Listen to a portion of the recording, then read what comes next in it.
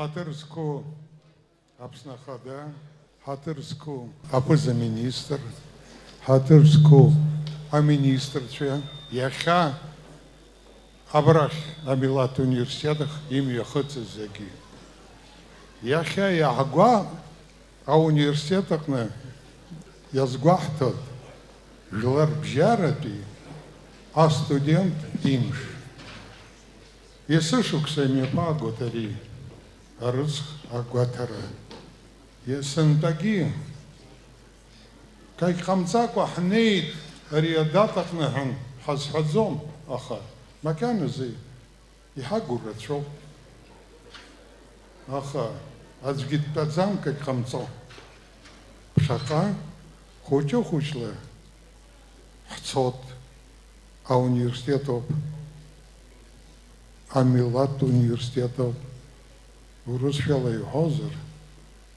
Университет – это воплощение духа и интеллекта нации. И хочу заметить, государства вкладывают большие средства в образование не потому, что они слишком богатые, а только потому, чтобы стать богатыми. Вот это нам надо всем помнить. Где бы ни учился выпускник абхазской школы, школы Абхазии, и возвращался обязательно на родину и служил своему народу. Только так будет у вас светлое будущее.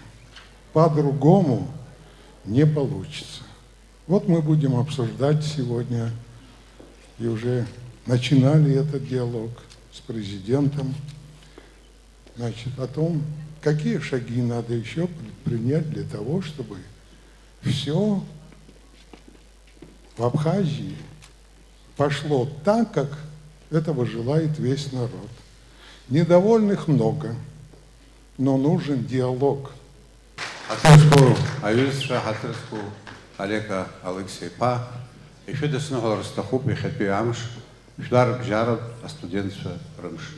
Паратахума Арерыцх Дара Цакту Амов, Яхел Греб Сергей Саз, Квартала Святоверц. Я подготовил небольшое обращение, я его зачитаю стоя. Друзья, искренне рад возможности пообщаться со студентами и преподавателями Абхазского государственного университета. Так сложилось, что формат прямого общения главы государства с молодежью, студенчеством в стенах университета достаточно редкое явление в современной абхазской истории. Эту ситуацию необходимо исправлять, нужно закладывать иные подходы, нужно больше общаться, уметь слушать и слышать друг друга. 7 октября я имел удовольствие встретиться и напрямую пообщаться с нашими студентами в Москве. Это было прямое и честное общение, был диалог, открытый, искренний и интересный. Вы можете спросить меня, почему сначала были наши студенты из российских вузов и только затем студенты Абхазского университета. Ответ очевиден, но я хотел бы его озвучить снова. Мы все сейчас у себя дома, в максимально комфортной обстановке среди друзей, родных и близких. Наши дети, братья и сестры, наши студенты в Москве нуждаются в таком же комфорте, поддержке и контакте с родными.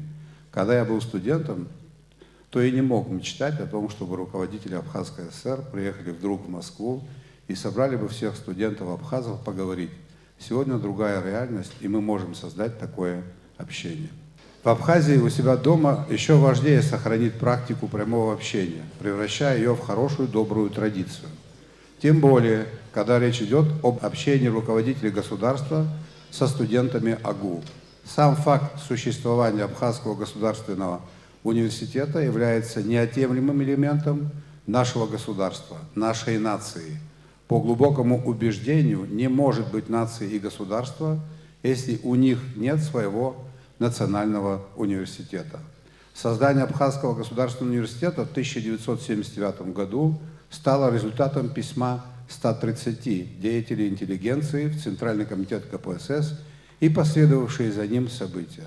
Одной из уступок, на которую пошло руководство СССР и Грузинской ССР, и было создание университета в Абхазии, а также начало телевизионного вещания на абхазском языке. Недавно мы отметили 45-летие со дня первого эфира абхазского телевидения, а в феврале будем отмечать 45 лет Абхазскому государственному университету. Говорю об этом для того, чтобы мы все воспринимали наш университет как ценность, как достижение и результат не только упорного труда, но и борьбы нашего народа за свое национальное образование на университетском уровне. Поэтому позвольте поблагодарить профессуру вашего университета, тех, кто сегодня присутствует в этом актовом зале, так и те поколения, которые десятилетия создавали его в самые непростые и сложные времена нашей истории. Спасибо вам. Отдельно хочу подчеркнуть вашу роль в этом историческом событии. Думаю, что уместно напомнить о том, что доля выпускников АГУ среди сотрудников и руководителей органов государственной власти Республики Абхазия составляет более 70%. Это накладывает особенный отпечаток на наш разговор. Глядя на вас, я понимаю, что спустя несколько лет многие из вас придут работать в госорганы, и от вас тоже напрямую будет зависеть качество управления государством. Думаю, это серьезная мотивация, чтобы учиться хорошо. В мире вокруг нас очень ярко проявляются противоречия между продвижением ценностей глобального мира и национальными интересами. Глобальный мир, новые средства коммуникации позволяют нам общаться здесь и сейчас с партнерами, друзьями из разных стран. В той или иной степени каждый из нас, причем чем моложе человек, тем в большей степени чувствует себя человеком всего мира. Но при этом важно не утратить свои собственные корни, понимать, что все эти глобальные возможности должны быть использованы для повышения уровня жизни своего народа, своей страны. Далее, трудно противостоять универсализации культуры. Этот процесс развивается, но, надеюсь, он никогда не будет завершен. Наша задача – включить свою абхазскую культуру в этот мир, сохранив при этом свой язык, традиции, ценности, представления о добре и зле. Актуальность этого подчеркивается все более явными противоречиями между национальными традициями и современными тенденциями. Перед каждым молодым человеком стоит вопрос, как адаптироваться к миру и при этом сохранить себя как часть своего народа, этноса. А перед каждым народом стоит вопрос, как адаптироваться к новым политическим и экономическим реалиям. Ответы на эти вопросы должны быть найдены. Следующий блок противоречий между долгосрочными и краткосрочными задачами. Общественное мнение требует немедленной реакции на события, в то время как решение многих проблем требует терпеливой и согласованной работы. И именно так, например, обстоит дело в отношении политики в области образования. Образование должно быть консервативным, национальное образование призвано сохранять устои общества и традиции народа, поэтому любые преобразования должны быть тщательно выверенными и направленными на достижение задач национального развития. Мы живем и учимся в стремительно изменяющемся мире и вынуждены, с одной стороны, сохранять консервативные стандарты образовательной системы, а с другой продолжать адаптироваться к изменениям. Процесс интеграции и цифровизации, связав всех со всеми, прямо влияют на различные профессиональные навыки, компетенции и личные качества, в том числе и на многие культурно-этические и морально-нравственные аспекты. Следовательно, образование в цифровую эпоху должно быть прежде всего направлено на сохранение человеческих качеств и развитие личности как фундаментальной основы и ключевой миссии современного образовательного процесса. Для нас это значит прежде всего сохранение абхазского национального уклада, языка, культуры, традиций, но при этом требуется сохранять адаптивность и способность продолжать совершенствование навыков. Таким образом, современное образование не только готовит кадры под текущие потребности экономики и общества, но и во все большей степени начинает определять траектории их развития. Темп жизни ускоряется, и вместе с ним увеличивается непредсказуемость. Поэтому задача образования – научить адаптироваться к любым изменениям, научиться прогнозировать, как будет развиваться твоя профессия в будущем. Знаете, чем отличается хороший хоккеист от отличного хоккеиста? Хороший находится там, где шайба, а отличный хоккеист там, где шайба будет через несколько секунд. В этих условиях резко возрастает ценность фундаментального образования, что приводит к необходимости переосмысления парадигмы, связанной с технологической и профессиональной подготовкой, на фундаментальность и адаптивность. Не столько специализация, сколько фундаментальность должна стать ключевым элементом современной модели образования. Это по моему мнению. Мы видим вокруг нас примеры обратного и нередко кажущиеся успешным подхода. Это когда фундаментальное знание принесено в жертву умению представить и продать свои способности. То есть некий, не имеющий отношения к образованию, навык заменяет фундаментальное знание. Бернард Мандевиль, на которого часто ссылался Карл Маркс и которого часто критиковал Адам Смит, в классической басне о пчелах сетовал: врачи заботились скорее о своей репутации, а не о том, чтобы лечение внесло больному облегчение. Войти с улыбкой в дом больного, приветливо молвить слово и угодить его родне, любовь, внимание, болтовне.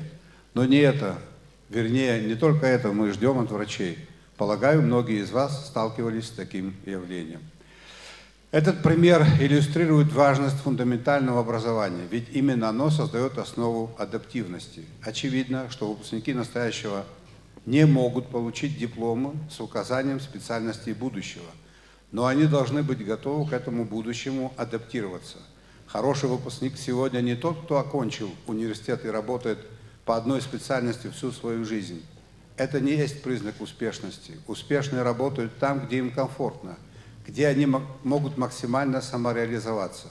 В условиях стремительных изменений на рынке труда, когда невозможно спрогнозировать перспективные специальности и когда содержание трудовой деятельности постоянно трансформируется, единственным ключом к успеху является непрерывность образования и постоянное повышение квалификации.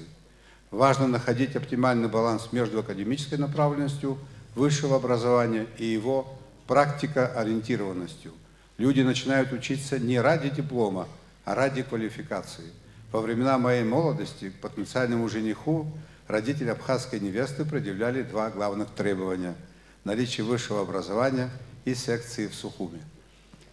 Квартира в Сухуми сейчас не может помешать счастливой жизни молодоженам, да и актуальность требования о наличии высшего образования не снижается.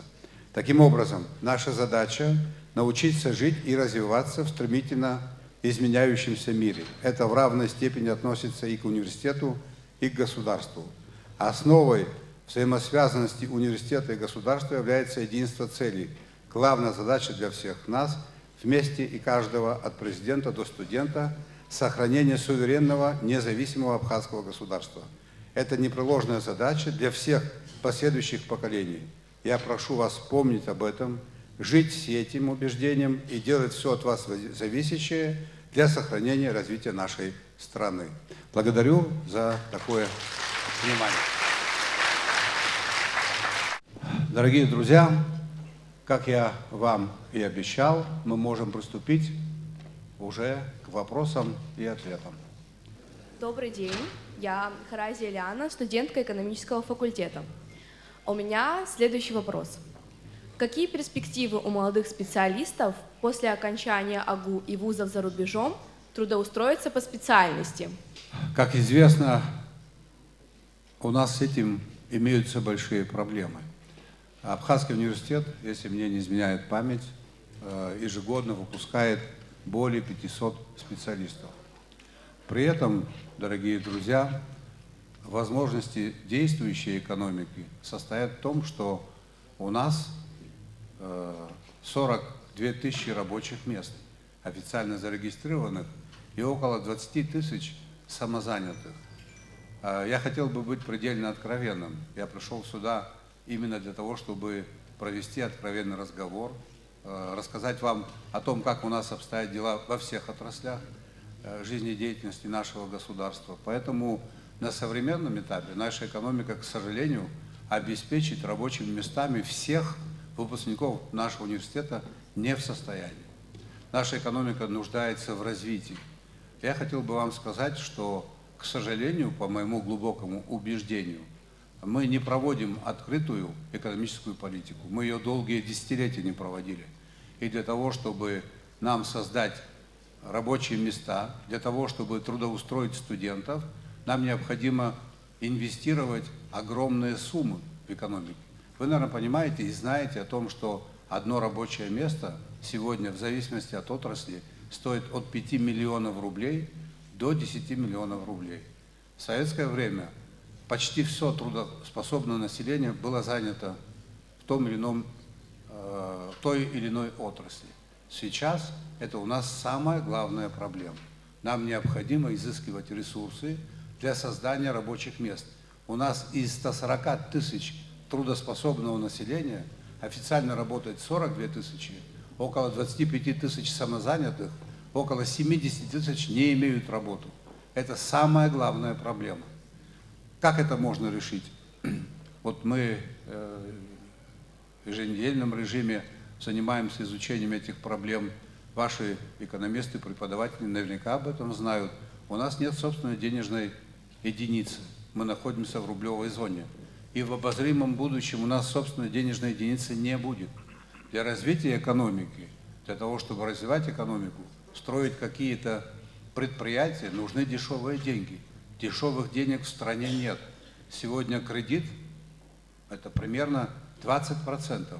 Если посмотреть кредитный портфель наших банков, 80% кредитного портфеля – это микрокредиты, которые люди берут для того, чтобы решить локальные задачи, там, сыграть свадьбу, купить, может быть, холодильник. 10-15% только работают в сфере экономики. Так мы развиваться не сможем. Коль скоро у нас нет своих денег, коль скоро у нас нет собственного миссионного центра, у нас остается один выход – это привлечение инвестиций. И в этом ничего плохого нет. Во всех субъектах Российской Федерации. Я неоднократно бывал на разных форумах экономических. Один из показателей важнейших для любого субъекта Российской Федерации – это сумма привлеченных инвестиций. И инвестиции прежде всего и главным образом работают на ту территорию, на которую они привлекаются, на граждан этой территории. У нас есть выход, мы должны развиваться. Если вы помните, в 2017 году здесь была презентована программа «25 шагов». Она до сих пор не принята. В известной степени эта программа устарела, но там остались тезисы, которые необходимо реализовать, и мы этим занимаемся. Мы сегодня занимаемся тем, органы исполнительной власти занимаются тем, чтобы создать условия, наиболее благоприятные условия для привлечения инвестиций. Иначе не быть экономики, иначе у нас ничего не получится. Этого бояться не надо, потому что любые финансовые ресурсы работают по правилам той страны, в которую они приходят. Или мы будем жить так, как мы живем, или наши пенсии будут 2500 рублей, ветераны войны, инвалиды будут получать от 7500 до 10 тысяч рублей, и не будет бурного роста экономики. Мы не выдержим конкуренцию, так невозможно. Поэтому ваше трудоустройство напрямую зависит от открытости нашей экономики. Спасибо. Пожалуйста. Амич Руслан, председатель Союза студентов, студент факультета искусств. Аслан Георгиевич, у меня такой вопрос. Почему у нас нет президентских грантов для реализации молодежных проектов? На мой взгляд, это могло бы снять некоторые вопросы по трудоустройству студентов и молодежи, а также раскрытие их потенциала. Принимаю ваше предложение, и оно в ближайшее время будет реализовано. Я вам обещаю, просто бюджет 2024 года уже сверстан, и он находится на рассмотрении в парламенте. Или по итогам первого полугодия 2024 года, и 100% в бюджете 2025 года мы такие гранты предусмотрим и обозначим темы, вокруг которых мы будем работать. Спасибо за предложение. Спасибо. Здравствуйте, Аслан Георгиевич. Я Цвижба Марьяна, председатель педагогического факультета. И хочу спросить, вот наш спортзал в Агуне работает все послевоенное время. И есть ли у государства возможность помочь университету с решением этой проблемы? Так, эта проблема нам известна. Это очень плохо, что нет спортзала в Абхазском госуниверситете. В 2024 году мы это сделать не сможем, но в бюджете 2025 года мы предусмотрим эти деньги. Почему я вам так говорю? Я бы хотел, чтобы вы были проинформированы. Я с большой симпатией отношусь к физической культуре и спорту. Я почти ежедневно занимаюсь этим. И как это мне представляется, мы этому направлению деятельности уделяем большое внимание. Нами было принято решение в этом году, и в бюджете 2024 года предусмотрено, во всех, без исключения, школах Абхазии будут построены в 2024 году спортивные площадки. То есть в наш университет, в наш любимый университет будут поступать люди, которые будут зависимы от спорта уже. И, конечно, мы должны будем их здесь встретить готовой спортивной площадкой, то есть готовым спортивным залом. В 2025-м мы начинаем ремонтировать ваш спортзал. Я даю вам слово. Это может быть задокументировано. И вот таким образом мы будем действовать. Филология от факультета Ханприют, Кибуадзе Харалина. Апсу бызша айкур харази, арчарази, ярба нидзи гусут хтоко имепкату. Апсу бызша арчарази, айкур харази, ихацату, а специалистша харахахет, ихин захалшовая проблема хачуб, сара апсу, яхасабла, аката ядз, яхасабла гуанагра, сымок, убертир хузиги, хахац голод, шачала хачуб и разные кихалым шазгилку. А комиссия ду пцатузар сара сазразуб убри хагыл ратара. Харатахума харах бизша хис ханику. А хазиграха абриз хушто срешил скавала тешакоп. Хаката корей курхара. Хаката корей курхара. Аката амти ауя калаких нхарас зи свой. Харахинкара дудзен. А климат поиска хазахази хамадзен. Захинджи рамши пшуп, захинджи рибхаров. Уростала Сибранпи Шачаи Светамра Ирбахна, Хакан Уиза, Атазгуадзам, Хакан Осура, Ката Кажницо, Децо Брё, Пакатачи Хнок Городских, это Усурта Типимедзам. У Бризиги и Пханис Хозастара Яд Палу, а экономика Рчиятуб, а экономика Сасайр Яд Гыло, Яд Палу, Яхзишта Хархан Пшинпи, Хане Хазакацар, Уберт Абрая Аваирфо, Ирфи, Бризиги Ката Аняхрахро. Я хаката, что я храхва статистикой шахуала, миллиардки бжаки рух мацаров, миллиардки бжаки рух, урта наплавкая о, а ферма хочкоико, а бартик дара и мачу. А ката, что я чахкаро, по узурта тыпка, а ката нхаро, избана взора ката, что полуе, и шаида рухонат, я хидикло, вау пера дахшва, тулауис, вау дахшва абсвара хилало. Убри хахац галар абсобызша итиг абсобызша ахахецна гоп убрё пироготу зиграбха нас харатахума и хапи технология мультфильм чуцко тахтуп обучающая программа хайр хуи qatatup интернет егатуп насауи дахнелаги абс ахинзана заадзо дахнелаги абсобызша харту буси ацатуп шкока ашти хозар абсолу убри шко хамазаро абартиги сара и бзедзе не здоровье уж проблему. Я о проблемах сырхацгалот, хархацгалот, яхин захалшо, а комиссия кто б хазозер и чахкаует, сахаглот, хацхраует. И цавит у попсышила. Сара черпштыс выс снизана и рацопа черпшты. Я хапа брада об цара министр, а университет в Балге. И злоуцея я пишу Москва. А вино барадзе. Там ще ката. А ката там ще идерцан Москвы мирдзет яците. А басу пришел от глазащи.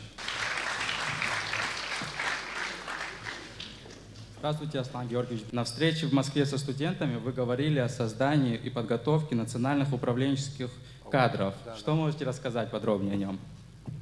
Уважаемые коллеги, уважаемые студенты, уважаемые друзья, как это мне представляется, в этом есть необходимость. На базе Абхазского университета, с учетом опыта преподавателей и с учетом того опыта, который мы как управленцы накопили, все-таки, на мой взгляд, есть определенные особенности. У нас должна быть своя собственная управленческая школа. И эти кадры могут быть подготовлены только здесь, в стенах вашего университета. Конечно, это может быть не первым образованием, а вторым образованием.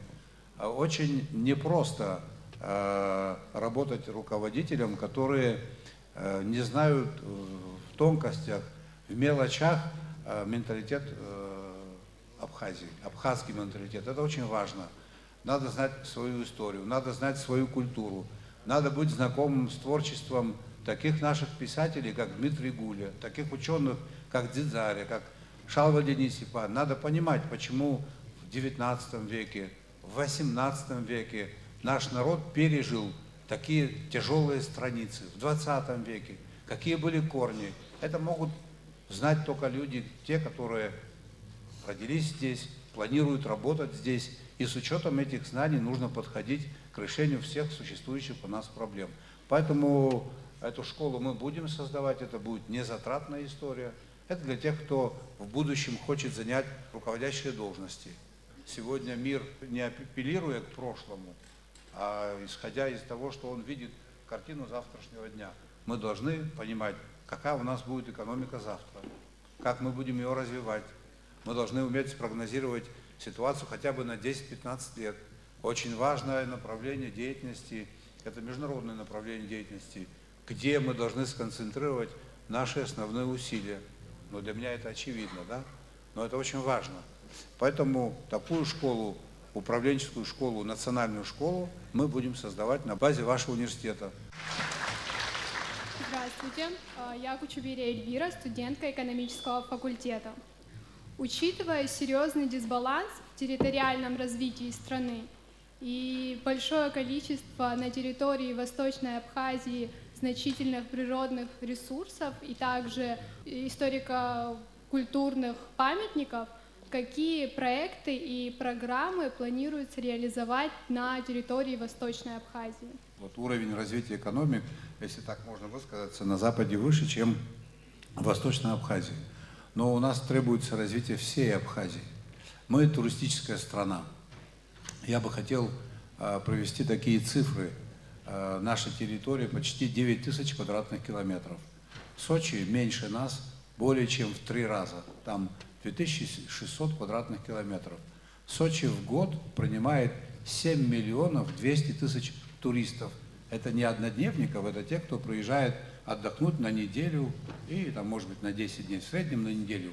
Мы таких туристов принимаем, наверное, по итогам этого года будет 1600. Точных данных пока нет. Это при том, что мы в 3 раза больше. У нас больше 1000 памятников христианской культуры. У нас заповедники. И все это не развито. Конечно, мы уделяем особое внимание Восточной Абхазии. Вы, наверное, обратили внимание на то, что неплохая дорога. Дорога освещается по современным стандартам. Несколько появилось объектов курортного назначения в Ачимчирском районе. Сейчас строится объект в Киндги, ну такие частные, небольшие. 2 крупных проекта должно быть реализовано в селе Киндги. Мы начали строить дорогу над Крачельский водопад. До конца Нового года эта дорога будет восстановлена.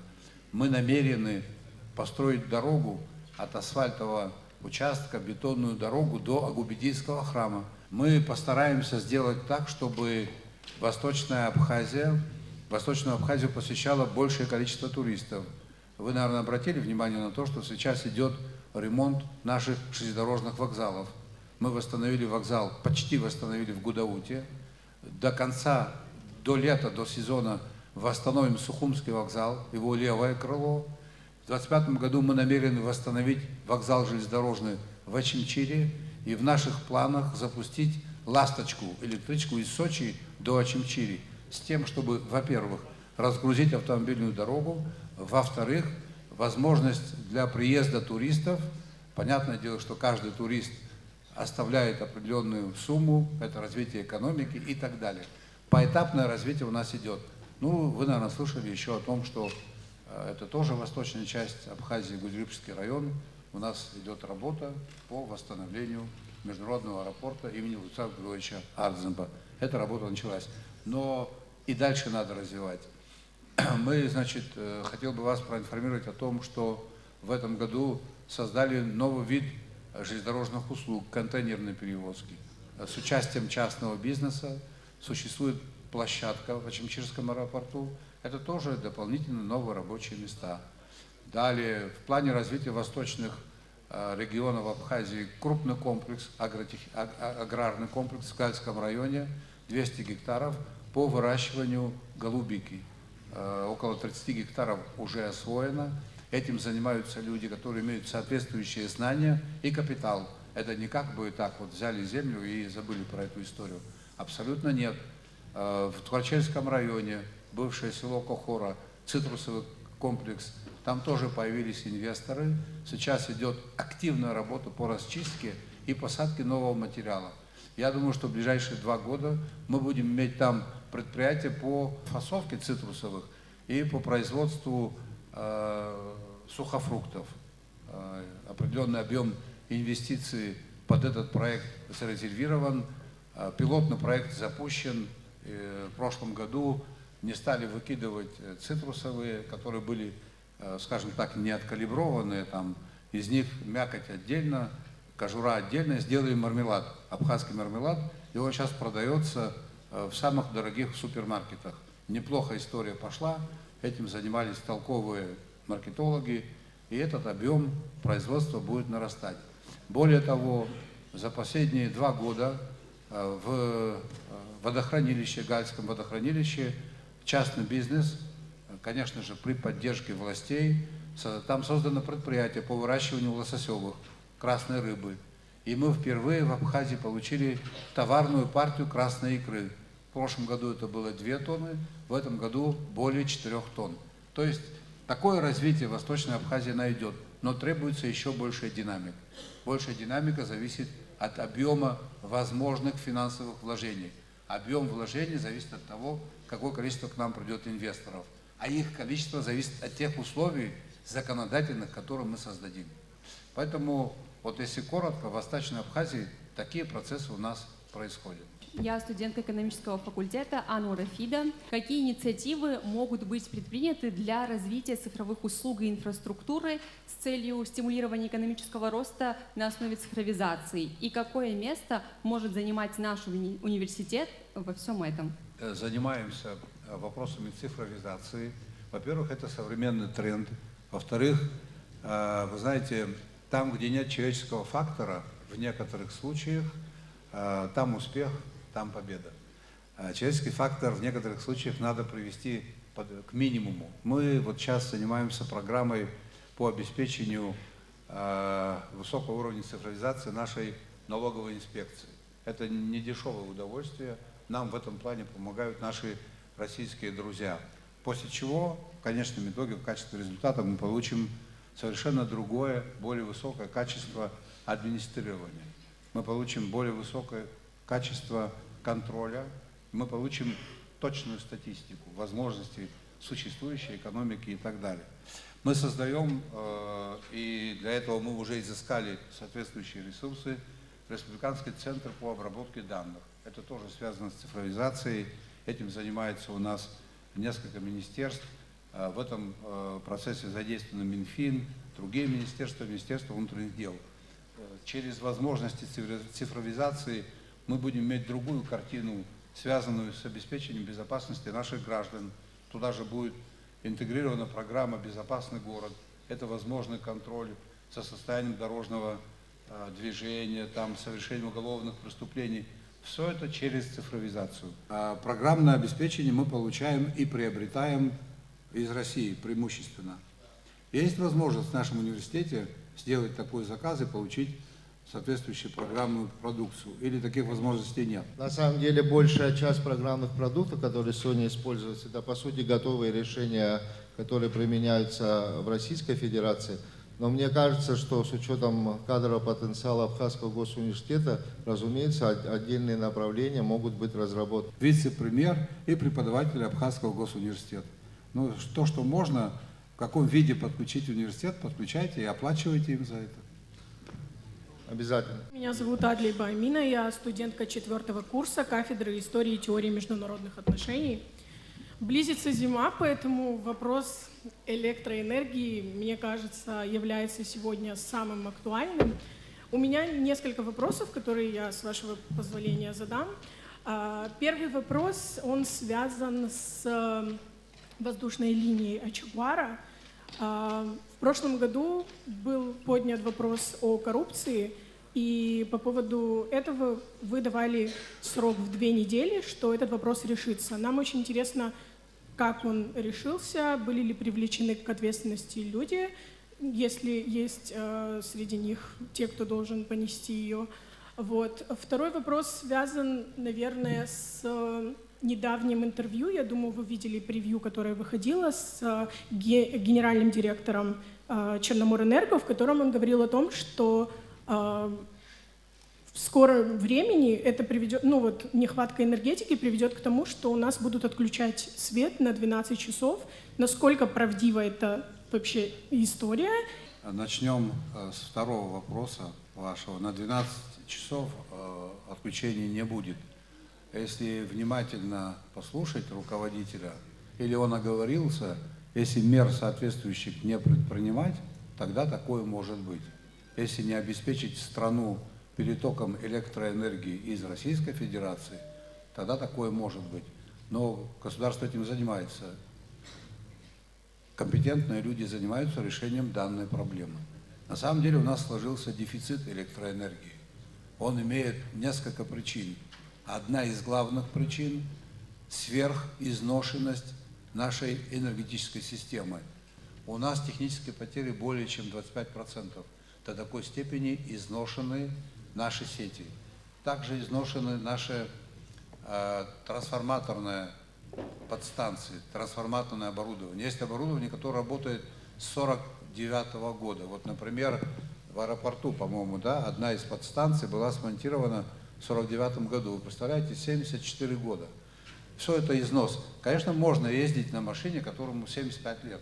Но как этот транспорт будет ездить, и безопасен ли он, и какие скоростные данные. Поэтому объективные проблемы сложились. Они носят преимущественно объективный характер. Есть субъективная составляющая.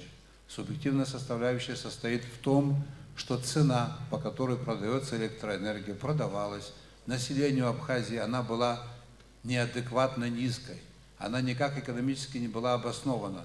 Нет такой цены 40 копеек, и быть ее не может.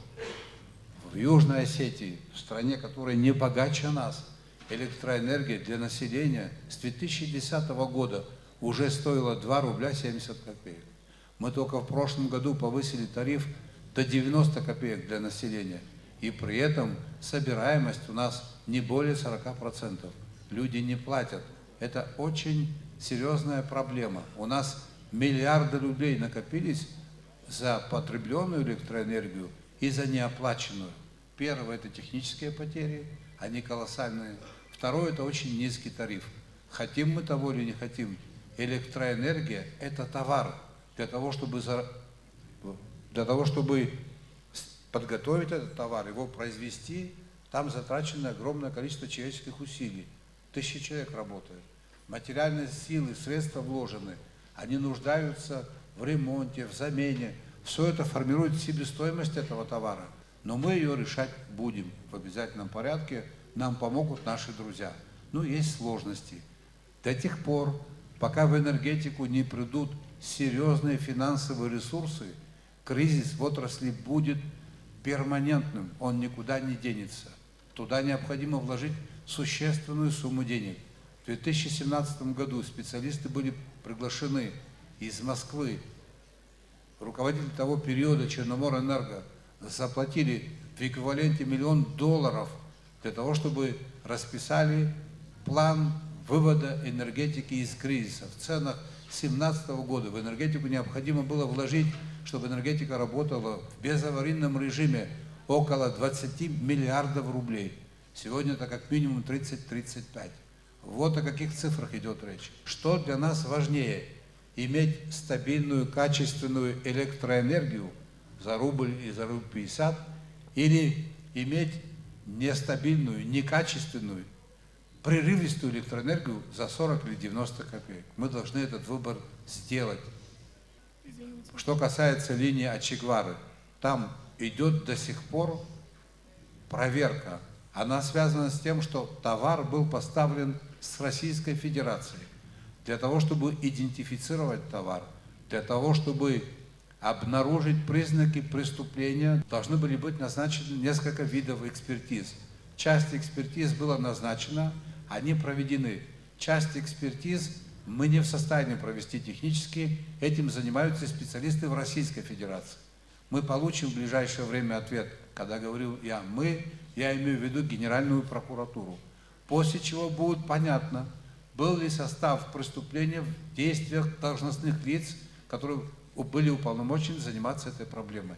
До этого мы об этом говорить не можем. Здравствуйте, меня зовут Лагилава Илона, я студентка юридического факультета. У меня следующий вопрос.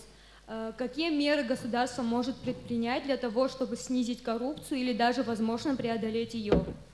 Первое, что необходимо сделать, и то, что я как глава государства уже сделал, более 60 поправок в Уголовный кодекс, в Уголовно-процессуальный кодекс было направлено в Народное собрание, в парламент еще прошлого созыва. По части из этих поправок решения приняты, по части из этих поправок предложения решения не приняты. К примеру, я предлагаю, и хотел бы вот с вами посоветоваться, по некоторым статьям Уголовного кодекса, в том числе статьи коррупционной направленности, санкции альтернативные убрать. Там, к примеру, написано, там, за нарушение, если вина доказана, выносится там, решение судьи, срок от 5 до 8 лет. Я не считаю это правильным. Я считаю, что санкция должна быть одна, или 5, или 8, потому что это тоже некий торг, некая вилка, которым могут пользоваться нечестные люди.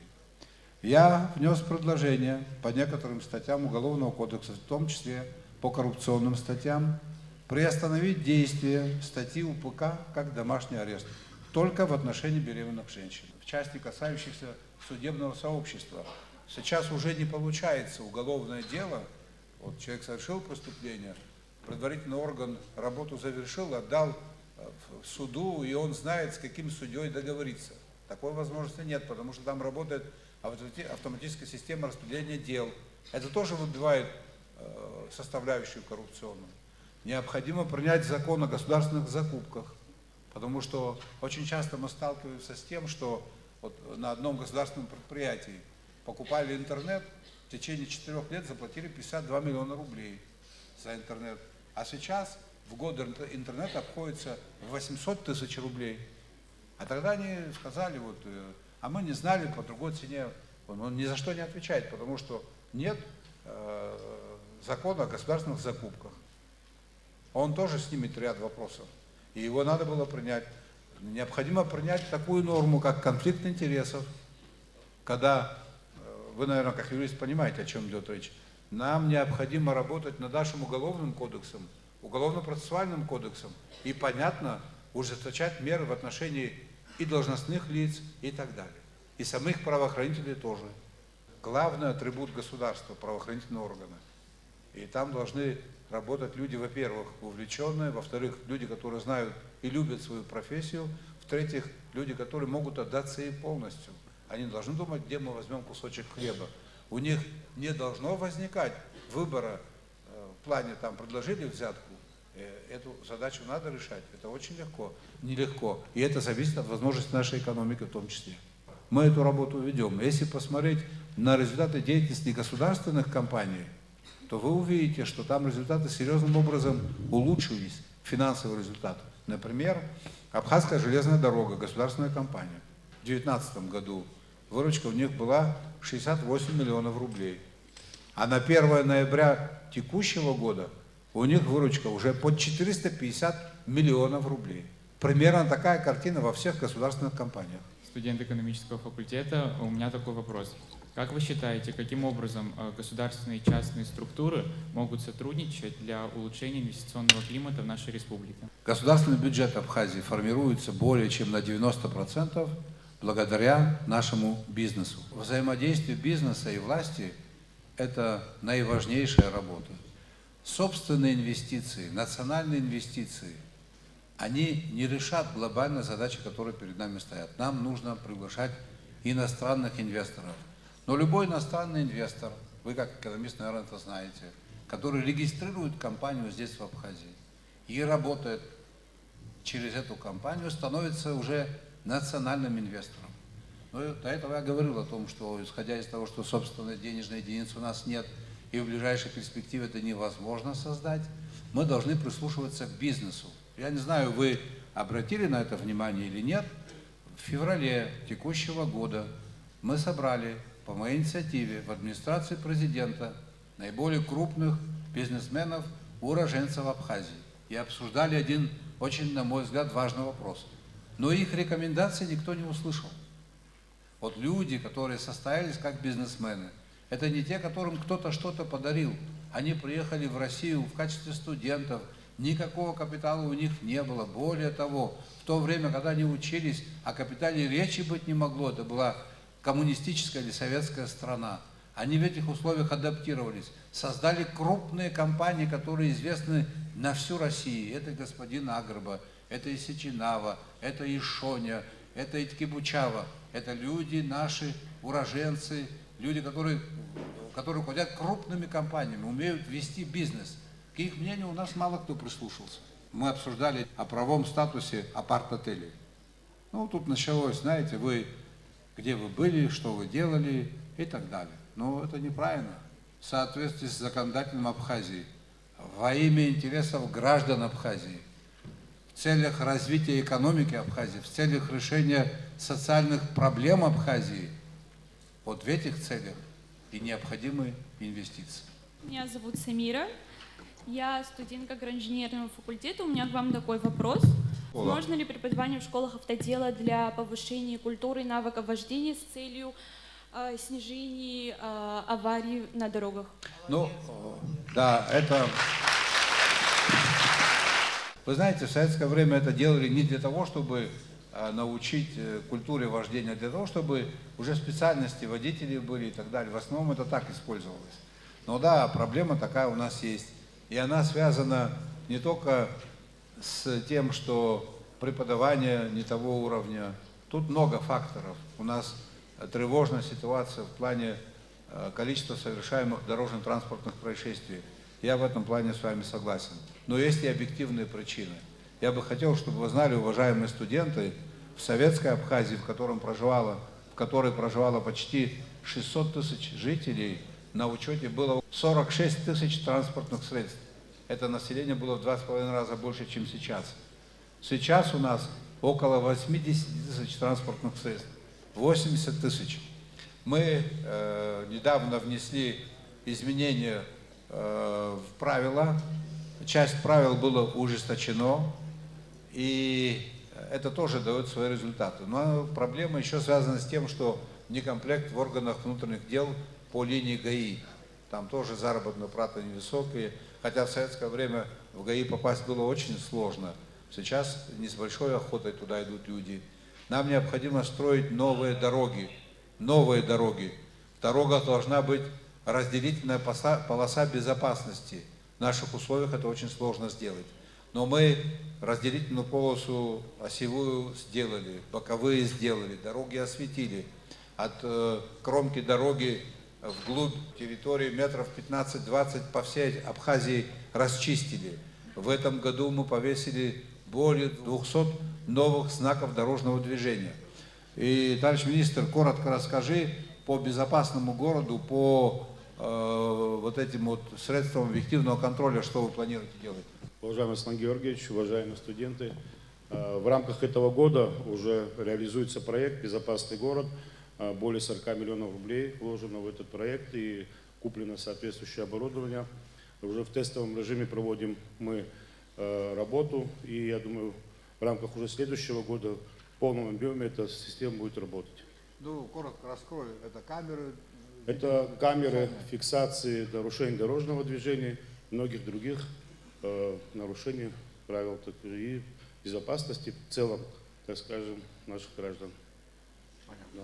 И если позволите, Аслан Георгиевич, касаемо в школе, вот мы сейчас прорабатываем программу внедрения именно обучения дорожно-транспортного, то есть как бы движения, все остальное. Мы с детьми постоянно работаем, в рамках этого года тоже по всем районам проводились соответствующие акции, они будут продолжаться. Аслан Георгиевич, разрешите добавить к ответу министра внутренних дел? Мы совсем недавно участвовали в международном межгосударственном слете юных инспекторов движения в городе Анапа. совместно с Всероссийской организацией «Юный инспектор движения». По их приглашению наша команда вчера заняла общекомандное 1-е место. И хочу подчеркнуть, что опыт, который вот девушка озвучила, он сохранился в некоторых школах, изучается автодело, например, в Зыбской школе. Конечно же, чтобы создать этот опыт, нужны вложения, создать лаборатории, подготовить специалистов. В колледжах у нас эта работа продолжается, в школах, конечно же, это было бы, конечно, хорошо внедрять это изучение, пропаганду безопасного дорожного движения. Но вот на уровне общероссийской организации «Юный инспектор движения» мы уже это начали делать. Меня зовут Абидова Аида, я студентка 3-го курса юридического факультета. И я хотела вас узнать, вопросы, связанные с госдачей в Пицунде и закона об апартаментах, вызвали очень бурную реакцию в обществе, не только со стороны оппозиции, но также со стороны молодежи, научной и творческой интеллигенции, различных экспертов. Однако, несмотря на очевидный перевес общественного мнения, со стороны власти создается впечатление, что это мнение не отражается, и создается впечатление, точнее, что мнение народа власть не интересует. Поэтому я хотела спросить, на какой стадии находится решение этих вопросов, лоббируются ли они, продвигаются в парламенте? Знаете как, для того, чтобы знать мнение народа, как вы высказались, необходимо провести референдум. Есть определенное настроение, есть разные точки зрения, есть реальная жизнь, есть практика реальная. Что касается Пицунской государственной дачи, речь не идет о передаче Российской Федерации земли, речь идет о передаче им в собственность зданий и сооружений, которые стоят на этой территории. Речь идет о необходимости осуществления реконструкции и капитального ремонта этих зданий и сооружений. Им более 60 лет. Вы, наверное, знаете, что в управлении, в бессрочном, безвозмездном управлении эти объекты находятся в управлении Российской Федерации. Руководство России обратилось к нам с просьбой с 2009 года, они ставят с определенной периодичностью вопрос, с просьбой о передаче этих зданий и сооружений им в собственность. Этих зданий и сооружений там около 4000 квадратных метров. 4000 квадратных метров. Это вопрос не только правовой, он еще и политический.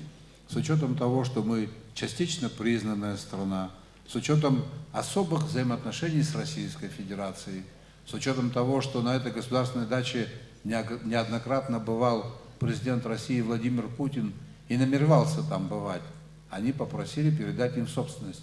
По их законодательству они не могут осуществлять капитальные вложения за границей, за рубежом, не на территории России, если объект не является их собственностью. Он хотел сделать там, намеревается сделать резиденцию современную для своих нужд.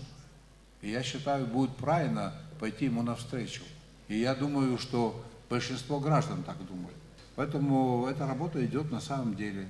От этого очень многое зависит. Будет решен данный вопрос или нет. Там территория огорожена более 65 лет. Если мы говорим о сохранности природы, пицунская сосна, которая иногда болеет, там она себя чувствует лучше, чем где-либо в другом месте. Только там удалось сохранить самшит пицунский, везде он выгорел у нас. Поэтому тут такая история, молодые люди. У нас особое отношение с Россией. Скажите, сколько здесь из присутствующих не имеет российское гражданство? Тут, наверное, человек 400, человек 30, наверное, гражданство российское не имеет. А что такое гражданство? Потом, в последнее время, вот специально вбрасывается такая информация, хотят наши взаимоотношения с Россией и народ России поставить на один уровень, например, с государствами европейскими, которые нас в упор не видят. Русский человек нам близкий человек. Мы сейчас общаемся на русском языке. И окно в мир у нас сегодня только через Россию.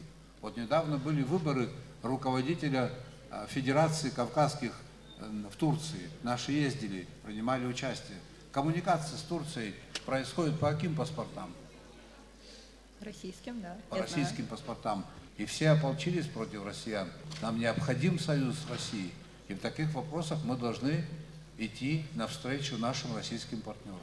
Что касается законов о правовом статусе апартаментов, Сейчас такого закона нет. Законопроект. При этом апартаменты, как коммерческое жилье, строятся и продаются. Государство в лице органов исполнительной власти хотело этому процессу придать полезный и прозрачный характер. Принять закон, как можно строить, где можно строить, на каких условиях можно строить, как это все контролировать и извлекать из этого выгоду для наших граждан. А именно, государство намеревалось принять специальный закон, в рамках этого закона установить новый вид налогов с плательщиков, с владельцев апартаментов.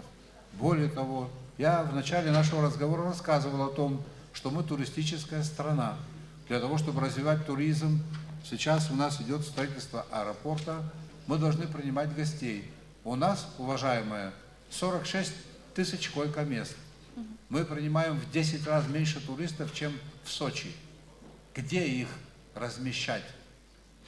У нас из города Сухум, от города Сухум до границы с Грузией 105 километров береговой линии. И всего 2 отеля, 3, и то появились в последнее время. Это какое развитие территории может быть, когда 3 отеля только сейчас появилось, а до 2020 года не было ни одного отеля? Почему его не было? Я уже ранее, по-моему, рассказывал, потому что не было ресурсов. Почему апарт-отели? Потому что апарт-отели не дают никому права приобретать гражданство абхазское. Это вещи отделены. То есть для того, чтобы не было возможности у владельцев апарт-отелей влиять на политическую жизнь Абхазии. Мы полностью это отделили. В проекте закона об этом сказано. Этот закон носит исключительно экономический характер. Он чрезвычайно выгоден для нашей экономики. Сегодня строительство обычных отелей, окупаемость этих отелей – это 15-20 лет. Какие-то отдельные бизнесмены пошли на это дело. Они это делают. Но это носит скорее исключительный характер, чем массовый. А нам необходимо динамичное развитие экономики. К примеру, приведу, вот отель «Ривьера», недалеко от ресторана «Эрцах», построен, значит, 420 миллионов рублей. Работает 35 человек. Одно рабочее место обошлось более чем в 10 миллионов рублей. Так окупаемость этого отеля после ввода в эксплуатацию 10 лет. Строительство 5 лет, окупаемость 10. Это при том, что деньги стоили там 9% годовых по льготному кредитованию. Сейчас таких денег нет. Меньше 20% денег у нас вообще нет в Абхазии. Значит, у нас отели на абхазские деньги никто никогда не построит, потому что они никогда не окупаются. А в случае, если это был бы отель, апарт-отель, в котором там 100 номеров, 50 номеров это гостиница, к примеру, 50 это апартамент, тогда окупаемость этого проекта не 15 лет, а 7 лет. Понимаете? И тогда это выгодно в это вкладываться и таким образом развивать экономику. Если глубоко копнуть в этой истории, то именно так. О демографической угрозе. Тут нет никакой демографической угрозы, потому что те, кто будет приезжать, выезжать, не имеют никаких политических прав, не имеют абхазских паспортов. Не нужно проводить аналогии с теми, кто у нас жил до войны, с грузинским населением. Они были такие же граждане, как и мы. И у них был один голос, и у нас был один голос на каждого жителя. У этих нет права голоса. Это чисто экономическая история. Поэтому, вы знаете, ни одна экономическая программа не может быть реализована без финансовых ресурсов. Все программы требуют финансовых ресурсов. Вот эта программа единственная, где есть финансовые ресурсы, инвестор готов пойти. И поэтому она на 100% может быть реализована. И тут мы встречаем некое сопротивление. Увеличить количество туристического потока, значит увеличить потребность в продукции, производимой нашими аграриями. Если мы сегодня производим на 2,5 миллиарда рублей сельхозпродукции, по мере увеличения количества тех, кто приезжает, эти цифры могут расти. Это означает, что мы создаем рабочие места в селах. Мы защищаем, сохраняем свои села. Это вещи взаимосвязанные. Нет такого мультипликатора в экономике, как строительство. Строительство этих объектов, весь инертный материал производится на территории Абхазии. Работает транспорт, работает энергетика, работают инженеры, архитекторы, ландшафтное, значит, планирование, те, кто занимается водоснабжением, канализацией, сигнализацией, это совершенно другая история. Это налоговые поступления колоссальные на этапе уже строительства. Если мы не закроемся от всего мира, вернее закроемся, мы не сможем сделать скачок. Более 110 миллиардов рублей безвозмездной экономической помощи оказано Абхазии. Вот сейчас в последнее время часто инвестиции пошли. Но все остальное, что сделано, это благодаря поддержке. И мы, понимаете ли, дискутируем, давать Пицунскую госдачу, которой они и так пользуются, эти 3 здания по 900 квадратных метров, или не давать. Это плохая дискуссия, это неправильная дискуссия. Шабзеку Сарисик Дзубарсол Хапшух, Туры факультета Ансарасто, магистратура, Старых снов, и тут арабхадзи сейчас хуб зиги, яха изас, нас где дарадza цакаду бабас айпуарка, архикавшцу Москва да я обсначар шахашио, и сейчас саукша хатуб хумбада экономика сиграет арабхадзи глоб, сиги ахав экономика касто авароб проблема сихама демография, нас где обсчаз захчо авароб. Сара турух тысаует, уяха ради расфазам харах туруха кнун, расфазам ихамо, например, по егирта дума харах культура воспитанный рахчос, абсвароб. У прототипа язычных хамхва старого демография скны ихаб абсватер ту его редижиразы избран хара урт экономик урты и карцал юзал шара зрахамто. Абартастарова Хазралам Хрват Шаведзум, Туркуи Нхо диаспора, Егирта, Урствоги Нхо диаспора, Избан Хара Иха акцент Ахтут, Урствои Абснезыка Зачекуэн Хаму Хара. Изхада у Этасара Хрват Шаведзум, изхада диаспора проблема Рагара, Хазуни проблема Дзамха. А комитет репатриации Ядхало, а советом члена Азиқазма, Яхау Гран Зиқамыз, Яхай Ами, Хачими, Сарасара Устрастахуп Ора Тараз Мочкунов. Изимаве хашта тракун тепсна. Ами дзири кама. Орагуш панаго абрирара, а масштаб дуза, аймшхак дуза мами. Вы хымпада политика отцов из банзара. Политика сятой. Яр стаху хад хамкалада. Шмайн хадзири хама. Иррационизм авой угуш панаго. Ихай рабхадзе вы проблема обстоит идеология. Саз гуяна год обстоит идеология абсвази гедескло. Ярбан идеология мишпаам.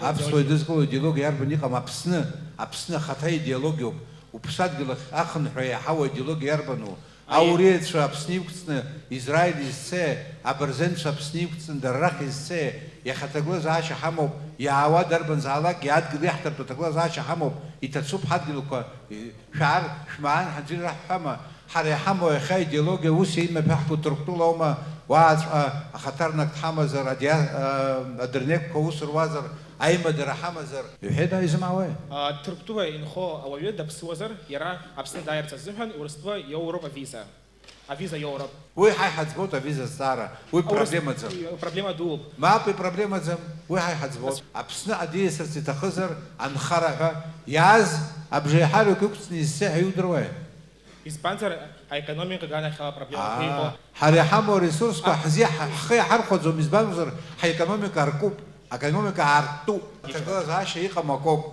а уют арси тахуб, и тахуб усурта тип яурц. Убриопи хамам, убриоп сраса злашавио, убриопи хадо, ханифи книзке псинхо, а усурта тип рымадзем.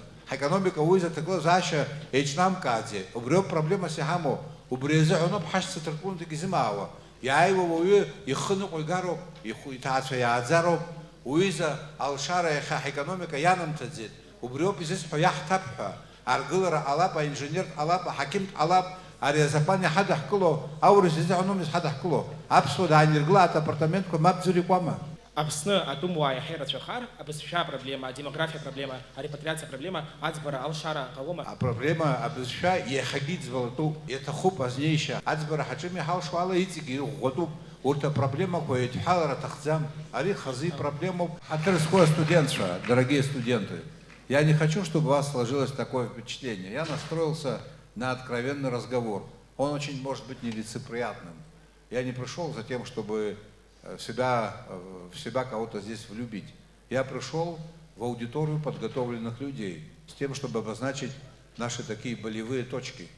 И я не меньше, чем кто-то из вас, хочет, чтобы Абхазия была самой сильной страной, чтобы весь мир зависел только от нас, и все жили по нашим правилам. У меня есть такое желание, но у нас нет пока таких возможностей. Мы должны быть реалистами. Я в своем вступительном слове сказал, мы как-то должны адаптироваться к окружающему миру. Нашей идеей должно быть сохранение нашего государства. Невозможно сохранить государство, если не обеспечить его экономический суверенитет. Не бывает абсолютных схем. Так в практике не бывало никогда ни у кого. Вот мы должны взвесить и выбрать для себя путь развития. Путь развития в Абхазии, и тогда приедут наши братья со всех государств, когда наша страна будет самой привлекательной. Она должна быть, она может быть привлекательной, и этого бояться не надо.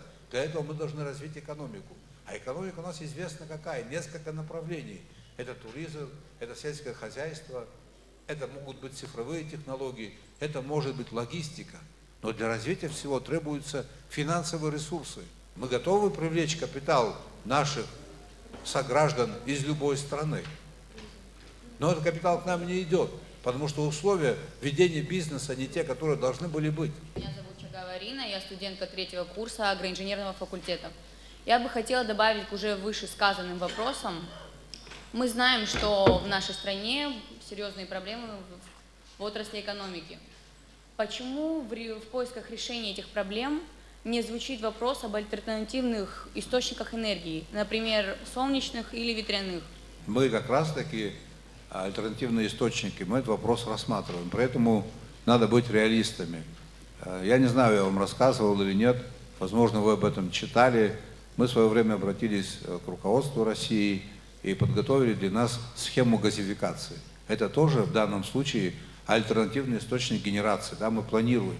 На последней встрече с президентом России я этот вопрос поднимал повторно. Соответствующее поручение дано. И я думаю, что мы можем рассчитывать на реализацию этого проекта. И все имеет свою цену. Генерация, которая будет осуществлена через поставку газа и так далее, это примерно киловатт-часов, если перевести, это до 4 рублей. Ну, и срок реализации этого проекта не менее 5-6 лет. Уже субъекты экономики, вот некоторые субъекты экономики, особенно те, кто занимается туризмом, отели 4 категории и выше, они готовы эти деньги платить. Главное, чтобы у них был источник электроэнергии, чтобы не отключали. Это невозможно. В Сочи сегодня киловатт-часов для простых граждан стоит 6 рублей. Для бизнеса стоит 9 рублей киловатт-часов. Понимаете? У нас средняя заработная плата по стране 20 тысяч рублей. Электроэнергия стоит 90 копеек. В Сочи 6 рублей. Это у нас получается в 7 раз больше. Но в Сочи нет такой зарплаты средней, как 140 тысяч. Там 42 тысячи. Но люди исправно платят. Конечно, это приводит к тому, что идет определенная экономия. Но это такой достаточно ценный ресурс. Вы, наверное, обратили внимание, что в последнее время, последние несколько лет достаточно активно строятся у нас новые объекты. Вот я ее так назвал бы, заброшенная территория МВО и ПВО. Там новые хозяева, инвесторы оттуда вывезли больше 2000 машин мусора. И у нас появились объекты. Сейчас новый корпус строится. 300 рабочих мест. Вы помните, в районе кафе «Эльбрус», бывшее здание гостиницы Тбилиси, да, или какая? Все это в каком состоянии ужасном все было. Все это сносится. Там тоже будет гостиничный комплекс. И им нужна эта электроэнергия. Они готовы будут платить. И нужна альтернативная. Мы над этим думаем, мы над этим работаем. Ташхарова Мария. Я студентка 1-го курса биолого-географического факультета. Мой вопрос. Насколько серьезна угроза со стороны Грузии в плане открытия второго фронта против России и Абхазии? Вы знаете, я хотел бы, спасибо за этот вопрос, сказать следующее. Вот действующие руководители Грузии, действующее руководство, как это мне представляется, это команда прагматиков. Как это мне представляется, они не заинтересованы в возобновлении военных действий. Но в грузинском, значит, там, политическом истеблишменте есть силы, которые считают это необходимым. У них очень серьезная оппозиция. В апреле, весной этого года была попытка совершить государственный переворот. Грузинская оппозиция тесно связана с руководством Украины. Украина же сегодня заинтересована в том, чтобы по всему периметру границ с Россией начались какие-то, скажем так, военные действия с тем, чтобы отвлечь эти силы. Эти вещи взаимосвязаны. Вообще безопасность Абхазии нельзя рассматривать в контексте взаимоотношений между Абхазией и Грузией. Тут история куда более масштабная. И поэтому вы, наверное, обратили внимание, недавно было заявление президента Зеленского. Он призывал руководство Грузии, грузинскую общественность и говорил о том, что сейчас благоприятные условия созрели для того, чтобы восстановить территориальную целостность. Он не употребил термин «война». Но что такое территориальная целостность? Это, конечно же, война. А что такое война? Это тысячи, десятки тысяч погибших, женщин, детей. Это отбросить страну на десятки лет назад. Он к этому призывал. И я хотел бы, чтобы вы обратили внимание, ни один руководитель западного государства, ни одни западные политики не сказали порицания, не высказали в адрес Зеленского. Поэтому опасность определенная есть. Это мои наблюдения. Ну, конечно же, если мы будем слабыми, мы своей слабостью можем спровоцировать. Вопрос возвращения Абхазии в состав Грузии с повестки дня грузинской общественности и власти не снимался. Он стоит. Я хочу вас проинформировать о том, что бюджет вооруженных сил Грузии очень существенный, и он с каждым годом нарастает. Для чего нужен такой бюджет? Зачем Грузии нужны такие вооруженные силы? У Грузии нет никаких территориальных претензий к Армении, к Азербайджану, там территориальных претензий нет. У них есть претензии к нам. Поэтому мы должны быть сильны, мы должны быть готовы к этому. Я вас хочу абсолютно убедить в том, что мы, конечно, справимся, но если вдруг дело пойдет по такому сценарию, не дай Бог, если вдруг такое случится, вы должны понимать, что грузины будут не одни, а с ними будут их союзники, весь западный блок. Поэтому нам необходимо особо отношения укреплять с Россией.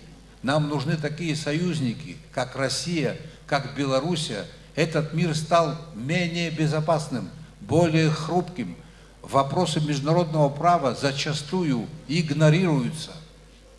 Ну, разве имели право руководители Америки вторгаться под предлогом в Ирак? Это же независимое государство, признанное всеми странами, член Организации Объединенных Наций. Они сказали, что там есть, значит, у них атомное оружие, мы не нашли атомного оружия. Они сказали, что они являются источником зла, что они не разделяют их ценности. При этом такие же ценности, как в Ираке, такие же ценности в Саудовской Аравии, но они на них не напали, потому что у них с ними бизнес. Поэтому человеческие ресурсы, водные, климатические ресурсы стали объектом посягательств, и они будут, и мы должны быть вместе с крепким союзником, иначе будет очень тяжело. Я бы в связи с этим хотел бы вам порекомендовать пресс-конференцию Лукашенко. Он давал ее весной, в марте, и он говорил, задавался вопросом, мы, белорусы, он говорил следующее, мы в плане обеспечения военной безопасности можем обойтись без России или нет. Россия, говорит, без нас может, а мы без нее сможем или нет? Он задавал такой риторический вопрос.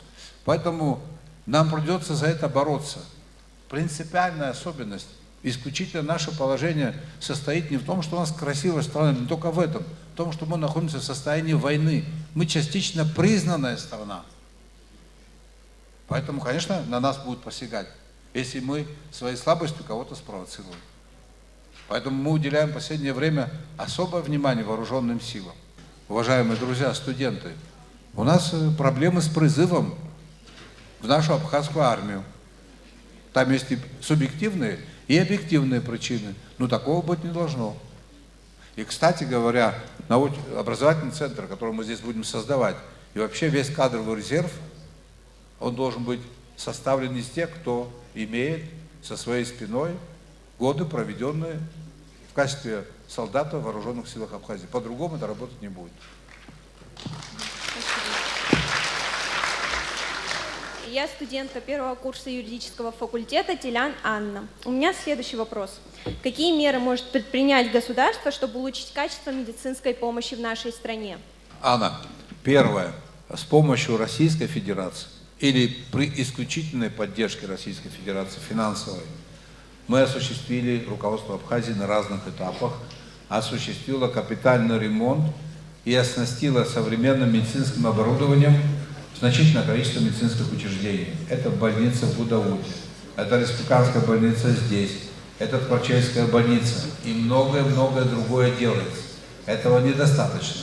У нас есть соглашение, межправительственное соглашение с Российской Федерацией, в соответствии с которым наши граждане могут получить квалифицированную медицинскую помощь в России по страховым полисам. Это тоже поддержка. У нас в рамках Министерства здравоохранения несколько целевых программ, и мы их финансируем. И эти программы состоят из 8-значных цифр. Это десятки миллионов рублей. При этом проблемы остаются. У нас 6 тысяч человек сегодня болеют онкологией. Это, вы знаете, это курс лечения примерно по существующим ценам, это примерно на одного человека 500 тысяч. Это 300 миллионов рублей. Я из президентского фонда оказал безвозмездную помощь тем, кто нуждался. Это как бы не обязательства были, а безвозмездная помощь в течение 3 лет, в том числе больным, тяжелая форма заболевания. И студентам, которые обучаются за пределами Республики Абхазия, более чем на 1 миллиард рублей. Наша медицина должна сделать шаг вперед. Для этого нужно в нее вкладывать деньги. Мы сейчас рассматриваем возможность оказания некоторых видов платных услуг в наших медицинских учреждениях. Так или не так? И что касается финансирования наших обязательств в плане медицины, никаких задержек у нас нет. Но тут опять-таки, вы знаете, в сопредельной Грузии за последние 15 лет они смогли создать условия для серьезного качественного роста медицинской отрасли. Вот я об этом. Да, Наши граждане уезжают за границу, чтобы получить хорошее медицинскую помощь. Почему Аннушка, этого нет здесь? По простой причине, Аннушка, экономика не позволяет этого делать. В 2024 году мы начинаем строить детскую больницу. У нас будет собственная детская больница современная. Но в медицину необходимо вкладывать огромные суммы, которых нет в бюджете. Хотим мы того или не хотим, обеспечение экономического суверенитета государства – это задача номер 1. Я вас поняла, спасибо. Я вас сильно расстроил, да? Не совсем. Ну, мы работаем, вы не переживайте.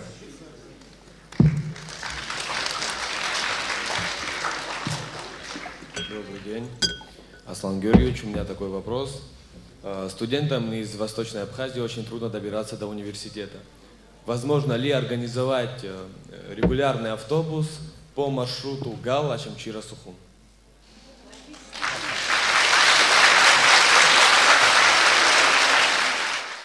Знаете, такой анекдот был. В 90-х в России же появились богатые олигархи, и папа пишет, вернее, сын пишет своему отцу и говорит: папа, я, говорит, здесь себя чувствую некий дискомфорт. Он говорит: почему? Потому что, говорит, все, говорит, ездят на автобусах, а я, говорит, на машине. Хорошо, говорит, сынок, я тебе куплю автобус. Можно и сделаем. Сделаем все. Спасибо. А мне больше и больше нравится общение с вами. Один известный государственный деятель времен Второй мировой войны: ничего, говорит, я не могу предложить своему народу, кроме пота, слеза и труда. Что-то такое. Значит, у нас великолепный климат в Абхазии. Наша молодежь имеет возможность заниматься спортом всегда и везде. В селах, даже ходьба – это спорт. Молодежная политика, ну, как отдельно выделенное направление деятельности. Ну, понятно, что все, что делается в Абхазии, можно к этому привязать. Наши школы, наш университет, спортивные объекты. Ну, вот так молодежная политика, целенаправленно, вот эти вот образовательные наши программы. Мы в этом году, как это мне представляется, создали такую хорошую историю. Она связана с тем, что, я не помню, когда это было последний раз, по инициативе одного молодого человека был создан лагерь отдыха в горах. В этом лагере находились дети от 10 до 16 лет. Мы эту историю решили масштабировать. Этот лагерь был временный. Мы вложили, предусмотрели в бюджете будущего года деньги на строительство постоянного лагеря в горах. Это возможность на себе почувствовать все прелести, скажем так, абхазского быта, находясь в отдалении от родителей. Такие вещи мы и дальше будем развивать. Ну вот то, что развивается у нас этнопарк, это же тоже имеет отношение к нашей культуре. Я надеюсь, молодым людям это интересно. Я бы в плане реализации молодежной политики, председатель Государственного комитета здесь, Тарач здесь или сбежал, рекомендую организовать весной поход вдоль Великой Абхазской стены. Абсолютно убежден в том, что 50% студентов там не были. Это очень дешево, зато очень интересно. Это спорт, культура, язык. Слава Богу, для этого фундаментальные предпосылки созданы. Исключительных предпосылок, конечно, нет, в силу нашей небогатости. И в ближайшее время их может не быть. Вот университетский комплекс спортивный. Меньше, чтобы здесь курили у вас и занимались спортом. Как-то так будем двигаться.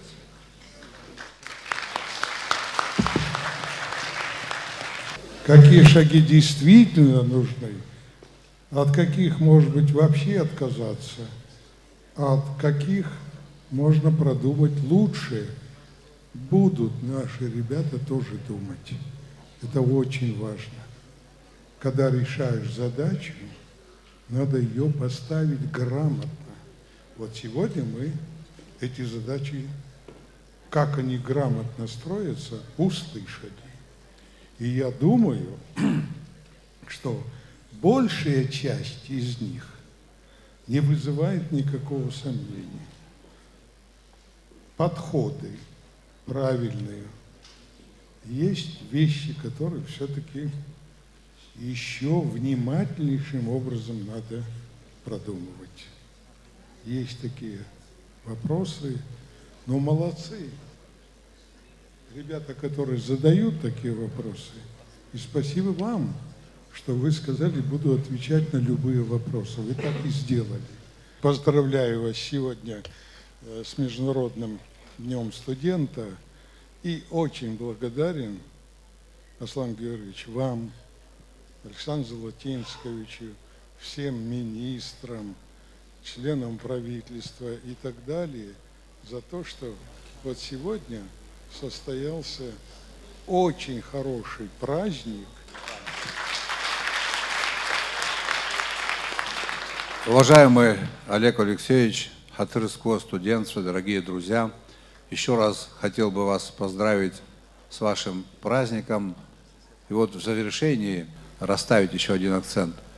Вот в 90-х годах, в конце 80-х годах, в Питере при Ленинградском университете, по-моему, он носил имя Жданова, я уже не помню, был молодой клуб молодых экономистов. Туда входил Егор Гайдар, туда входили, значит, некий Кох, многие-многие экономисты. И вот по их лекалам, по их программам определенное время развивалась Россия. Вот этот переход от социалистической системы к капиталистическую, так это все проходило. Вот мы сегодня здесь обсуждали разные вопросы. И, к сожалению, в том или ином виде все это приводит к возможности решения этих вопросов, это возможности нашей экономики. Поэтому я вас тоже просил бы, особенно студентов экономического факультета и юридического факультета, исходные материалы мы вам дадим, вот внимательно посмотреть, чем мы располагаем, с тем, чтобы подкорректировать, возможно, наше видение развития экономики, чем мы располагаем, как этим можно было бы пользоваться рационально, и вообще, какая экономика у нас, и какие приоритеты, и как ее развивать. Это такой фундаментальный вопрос, но его надо решать. Это не гоже, когда в такой замечательной стране мы живем не так богато, как могли бы жить. Это неправильно. Поэтому благодарю всех за внимание. Будьте здоровы. Олег Ильич, слово «студент» переводится как «усердный, работающий». Так, да? Проявляйте усердие в учебе. Будьте здоровы. А сейчас звучит гимн Абхазского государственного университета.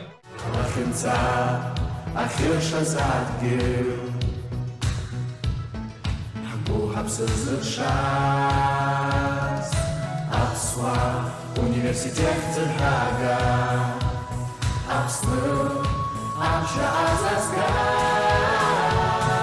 Агу, Адыраямьо, Агу, Акушаямшу, Агу, Арина Сырку, Агу, Агунеянатвей,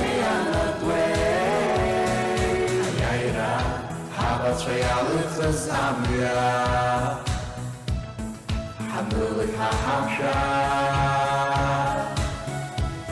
Ргуйтаркас назад Рахашто, Шхазара, Акушая Зылха,